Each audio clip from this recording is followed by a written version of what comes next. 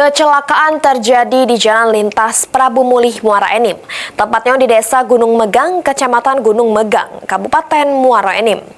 Bus Sinar Dempo yang melaju dari arah Palembang menuju Pagar Alam tiba-tiba oleng ngantem dua rumah warga dan sesudah itu terguling ke jurang. Musibah kecelakaan terjadi di Jalan Lintas Prabu Mulih, Muara Enim, tepatnya di Desa Gunung Megang, Kecamatan Gunung Megang, Kabupaten Muara Enim sekira jam 4 subuh.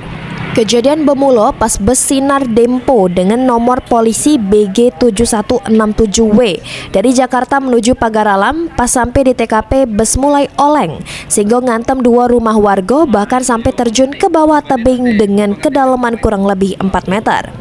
Diduga sopir yang bernama John kelelahan sama mengantuk sehingga tidak bisa mengendalikan laju bus dengan kecepatan sedang. Akibatnya segala penumpang yang berjumlah 24 orang beserta dua sopir mengalami luka ringan, sedangkan salah siko pemilik rumah yang ditumbur mengalami luka di bagian kepala. Penumpang bus atas nama Saiful jelas pas kejadian dirinya lagi mejem ke mata. Pas di TKP dirinya merasa bus jeru kondisi oleng serta tiba-tiba bus sudem berada di bawah tebing sama numbur rumah. Penumpang pun keluar melalui pintu darurat untuk nyelamat ke diri.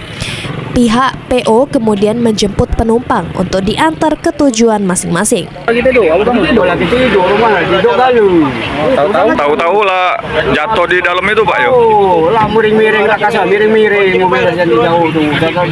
Sementara itu menurut pemilik rumah bernama Komarudin, sebelum kejadian dirinya sempat terteduk di warung yang menyatu dengan rumah. Kemudian terbangun ke kamar tempat bini sama anaknya teduk. Selang beberapa menit terdengar suara dentuman keras sehingga rumah bergetar.